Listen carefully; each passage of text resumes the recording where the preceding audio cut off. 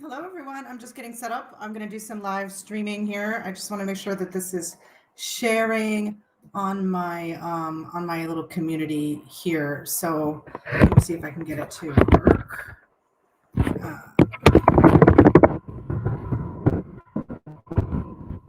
just typing in a couple things. So hopefully we can get a bunch of people. This is live streaming to all of my Facebook pages and groups and Twitter, every social thing that I have, I think, except Instagram. It's going everywhere at once. The YouTube channel is probably going to be the best place if you want to make comments and stuff. I'll open up the chat and we can interact live, and I'll be happy to answer questions. We're going to get into some gardening stuff. And hi, Martin from Lacey, Washington. I saw that. So let's see. There's a couple of things here. Let me see.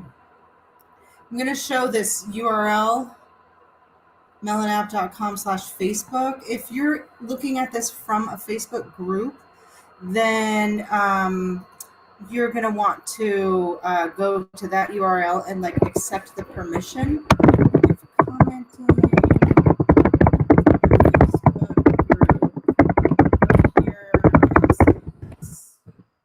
I think that's makes it so that I can see who's asking the question. Otherwise, it's just going to say Facebook user, and if you're fine with that, that's cool too. But that's just the deal with that. Let me see if I can put this link in the chat also. That should show up at the top of everybody's chat. Okay, I'm going to take this computer outside. The fan is kicking on.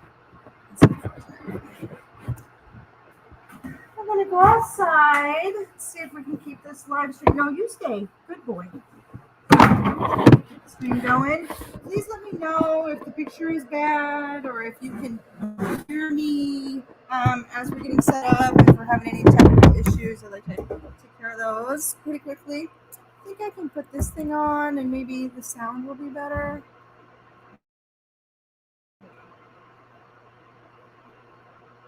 Okay. Oh, wow. It looks like that. Okay, so that's shut up. So if you can hear me, please comment and let me know so that I can see it. What is this?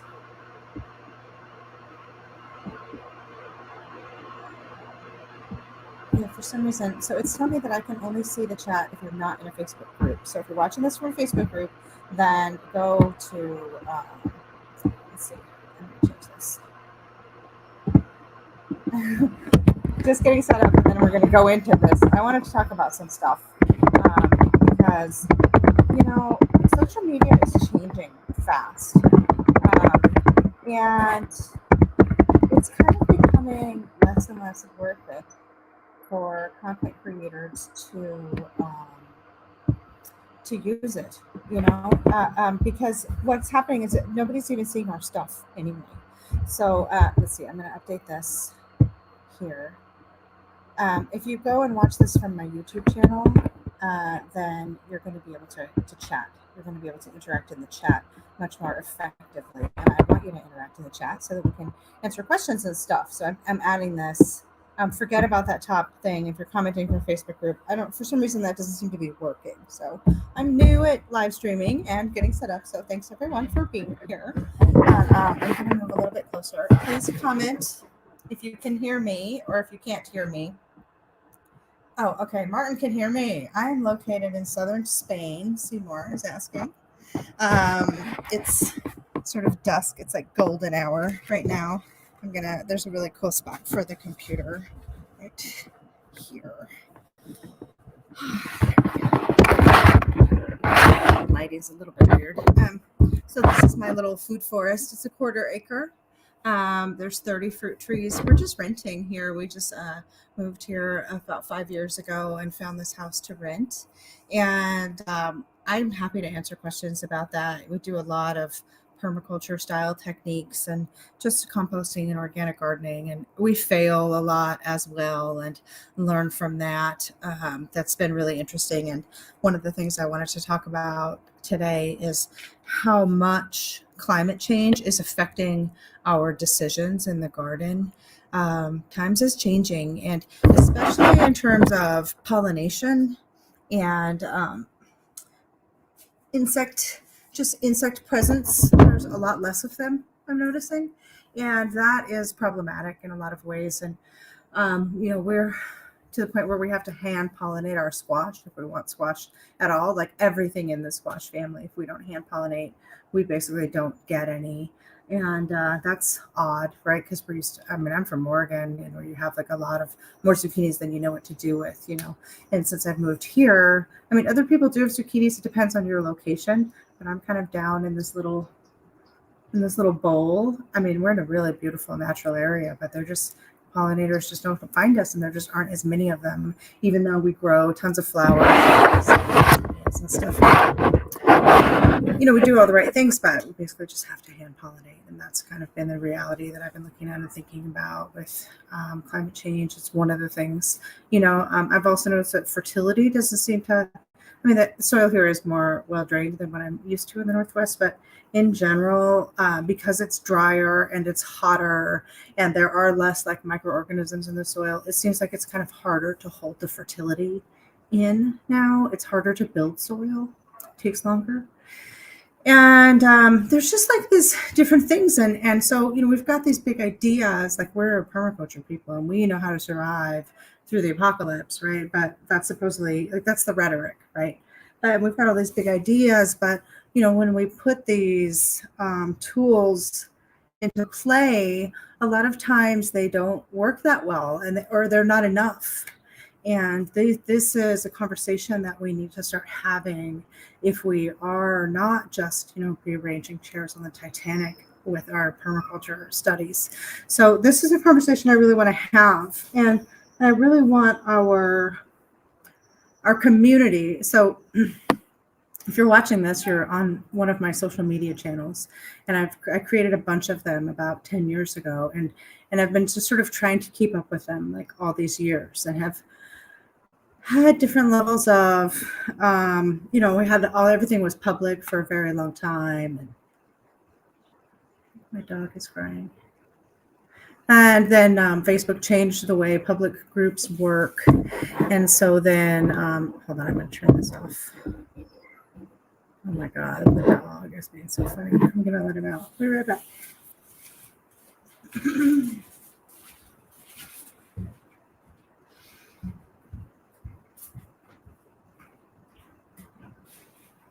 Crying.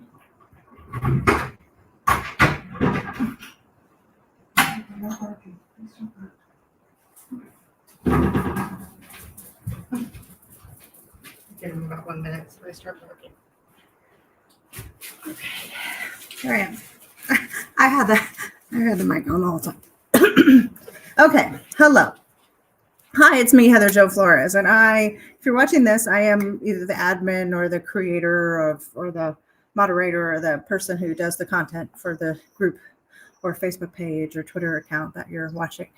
So I created all these different accounts and been doing all these different projects for many years, and it started with this Food Not Lawns thing. And it's funny because I was never on social media, and we had Food Not Lawns, and I had this book that I had written, and I would go around and organize community seed swaps and help people start local Food Not Lawns chapters where they would turn a lawn into a garden and have a work party and sort of build community through this direct action, planting trees and growing food. And sorry, please let me know if you can't hear me. I'm trying to make sure this chat is showing. I'm going to answer questions in a little bit. First, I want to tell a story. So I had this Food Not Lawns thing. And then in 2012, this guy contacted me from Facebook and said, hey, you should let me take over. I had created a Facebook page, Facebook.com/Food Not Lawns, right? But I wasn't using it. And this guy contacted me and he said, hey, we started this page and we want to take over your page too. And I said, no, I don't think so. I'm going to use it, and then his page that he started was this Grow Food Not Lawns page. And over the next many years, that page kind of got like weirder and weirder and smarmier. And they would like take content from other people, not just like sharing memes, but straight up like taking pictures from people's websites and then putting their memes over those pictures, like without permission at all. And like not stock pictures, just taking. and then copy pasting articles and rearranging the paragraphs and then putting their own name on it, like just smarmy shit. And I was getting a bunch of email from people saying, oh, why are you doing this? Because people thought that page, Grow Food Not Lawns on Facebook, was my page, but my page is just Food Not Lawns on Facebook.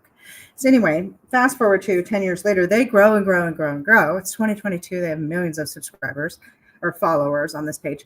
And they are like full on far right, like pro-Trump extremists, right? Which is like the opposite of what I'm into, and that is hard because I am still trying to do this my little brand, which is Food Not Lawns, and where we're actually trying to turn yards into gardens and inspire people to organize community seed swaps and such. So the reason I'm telling you all of this is because during those many years, I have like consistently been sort of doing damage control about that brand, I'll call it, a brand being like, that's the name of the book. It's the name of a group of people who identify with that. We have Facebook groups, we have Twitter accounts, we have Instagram pages, we have content, so much content, right? Books and articles and memes and so many millions of images, because I personally am like doing all this gardening the whole time and just have this massive stash of images, so many beautiful garden pictures. And so I'm trying to share those everywhere with this under this like Food Not Lawns banner, but people are having this, they're getting confused about it, and I'm getting weird mail. So I'm like, okay, maybe we need a new brand. So then I started a free permaculture brand, which I thought was a really cool idea, because permaculture is a thing that a lot of people have had a hard time accessing financially, right? I mean, permaculture, when you first hear about it, it's associated with these like $2,000 courses that you have to take to get your certificate. And it's this sort of like elitist thing. And that's how I felt when I first discovered it. And finding access to the information for free was a really big challenge for me, but I was able to do that. And I was very creative in my pursuit of my permaculture education. And so I'm passionate about sharing that information. So, okay, cool. That was a really cool evolution for Food Not Lawns to do free permaculture. So then we started Food Not Lawns, started free permaculture Facebook groups and Facebook pages and Instagrams and Twitters. And you might be watching this from one of those. And so that was all really cool, right? Except that, and there was a certain contingent of permaculture people who were really took issue with me offering stuff for free. And a lot of those people were very vocal about that. And I was heavily and darkly and violently trolled and have been for many, many years with these brands, right? And it's been really interesting. So then we started the Permaculture Women's Guild. And that, not to say that it was a gender thing, it didn't have to boil down to that, but there was just a real lack of focus on the voices of women. We're doing all this amazing work, but a lot of us were getting bullied, and we're having our work taken from us, or having people, do weird stuff with our brand names. And like these guys who did that thing with the Grow Food Not Lawns Facebook page, they didn't just do that to me. They did that to a lot of different people, started Facebook pages with like their name of their book. And, Plants for a Future, there's some weird guy started a group on that. And, so there was just a lot going on. There was a lot of like women creating really cool work in this arena, and then it being sort of misappropriated by, and or just sort of vocally, abusively criticized by people that we were like, ugh. So we created this organization, this separate area. We started doing this online course, which was really successful, and hundreds of students came and learned permaculture and did these amazing examples. And you can see those examples on our website if you want to go. But it's still, in order for us to run that program, it had to be kind of expensive, because it just takes a lot of time. It's not, nobody's trying to make a ton of money, but we just had women from all over the world teaching, and it's a ton of logistical time. And so we ran that program for 5 years. I ran that program for 5 years with all these different teachers from all over the world and hundreds of students. We had like 800 students by the end of it. And it just wasn't, it wasn't sustainable. It didn't pencil out at the end of the day with how much we had to charge people in order to keep the program going. I wanted to make it more accessible. So this January, I closed enrollment for that, and I've spent the whole year focusing on how to sort of not rebrand, but like reconnect all of these things, because there's this Food Not Lawns thing, which also attracts this weird, like the Grow Food Not Lawns folks, which I wish them the best. That's cool. They want to grow food, but I'm just like, there's a political abyss there, and it's a problematic in a way, and like it's there's so many challenges around when you're your brand is like co-opted by somebody for nefarious purposes. It's almost like identity theft basically. But so that yeah, like I can't even use that domain name to send email because it gets flagged as like malicious spam because they've used the name to send malicious email. Anyway, I don't want to go off on a tangent. So I'm trying to unite them. So this permaculture women thing, because it's not just about permaculture either, is it? It's about growing food. It's about connecting with community. It's about saving seeds. It's about being creative. And it's about rearranging chairs on the Titanic, if you will. I don't know what we're doing. It's about the day-to-day quality of life that comes with interacting with other human beings and other species that care about the survival of the planet Earth in the biosphere. So long story short, too late. You might have to rewind this and watch it on slow-mo because I think I'm talking really fast. I created this now another new brand name called the Eco Design Hive. And, sort of stretching past that, like permaculture, we're post permaculture now, and we're still looking at these designs and these ideas, but also incorporating a lot of other ideas into this bigger picture of ecological design and how do we coexist with other species in a way that is truly regenerative. Like we're not just talking about it, we're doing it, and it's penciling out and it's making sense. So what does that look like? And it's not just permaculture, is it? It's more than that. So it's not just eco design either, but I liked how that sounded. Eco Design Hive, buzz, and we have a community, a forum that is an alternative to Facebook and Twitter and Instagram and all these corporate places where they're mining our data, and every word that we say, they're analyzing and they're selling. I don't want to do that. I want us to have a space where we can go and have conversations that are about the conversation, and we can look at these topics that we've been sharing and clicking and liking and hearting and arguing and hashtagging for a decade together, more than that, 20 years we've been doing this.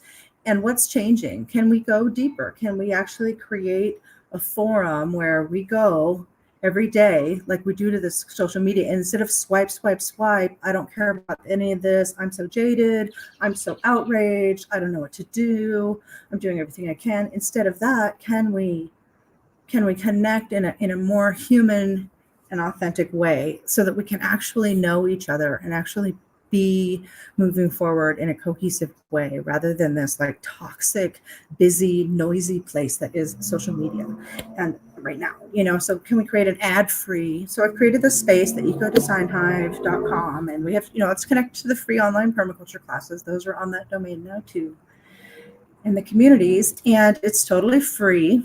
And anyone can sign up. Everyone's welcome. We have like a lot of different spaces there, but no one's excluded at all for any reason. And you can come there and you can share stuff about your life, and you can share garden pictures, and you can ask questions, and you can put your live streams up, and you can share your YouTube videos.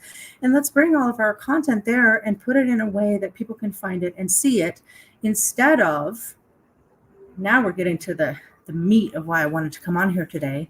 Instead of what we've been doing, I have been doing, and I know a lot of you all, others, content creators, writers, photographers, gardeners, you've been doing this stuff too. We've been just like vomiting content for a decade, right? Like you're just constantly this churn of like more pictures and more posts and more blog articles, and maybe someone will see it, and you know that like 4% of the people on your Facebook feed might see it, and then Facebook changes the algorithm and they're showing you all these groups you didn't even join, and the groups that you're in, you can't even see them anymore. And I don't, and it's exhausting. Like, I've spent the last month and a half like creating some really nice forthcoming social media content for you all. I've been curating pictures and writing captions and writing provocative questions. But then where is it going? It's like I'm casting pearls to swine here. It's like going to Facebook and Instagram and Twitter. And yeah, that's cool. We have these free platforms. Here we are. It's a resource. But I'm also going to be posting those on this community, on the Eco Design Hive. And I hope that y'all will come and post your stuff too, because then it's there, and it's there for us. Nobody has access to that data. Nobody knows who lives where, who commented on what, and they like that, and now they're going to show you that Google ad. It's not connected to any of that. I'm not connected to like Facebook pixels and Google Analytics, nothing like that. It is a public free forum, but it is, your data is your own, and that is really important to me. So I hope that I'll see you there. And now I'm going to take a breath and scroll through the questions, and we can talk about gardening, or I'll answer any questions y'all want. It's getting a little bit dark, but I've got some mosquitoes around, and I'll just see what's going on here in the comments. All right.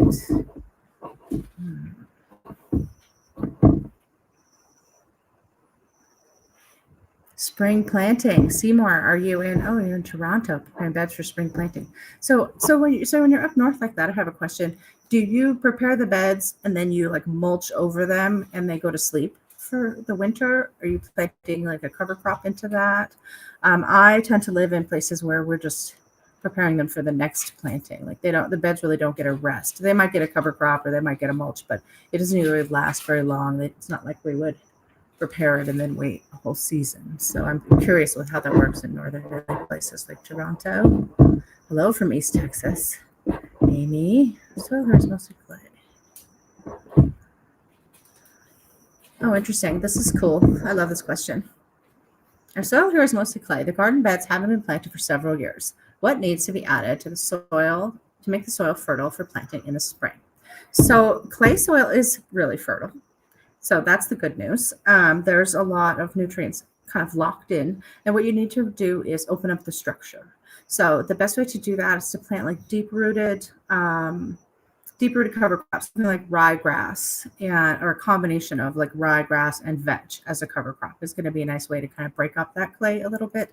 Adding organic matter on top, and it's not going to happen like in the spring. It's going to happen slowly. And also heavy clay soil, you can do some tilling, like the John Jevons kind of double digging method, if you time it very carefully. If the soil's too wet or too dry and it's heavy clay, then you could just completely trash it for years to come. But if you time it very carefully when it's just the right amount of moisture and you very meticulously follow like the traditional double digging method when you're first establishing, so that you can work that organic matter into that clay soil just the one time. It's really fluffy, and then you never step on it. You're careful about compacting it. That can kind of help you get ahead of the game with the heavy clay. But God, I would kind of wish we had some clay here. Our soil in this place is like sand.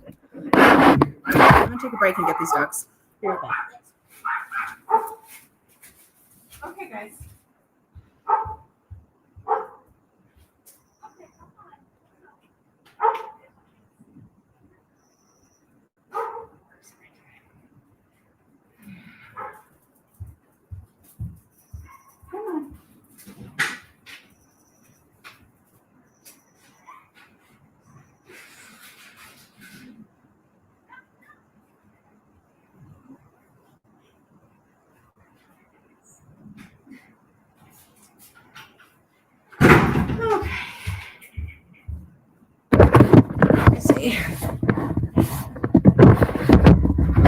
It's getting dark out here, and 7 people watching. That's amazing.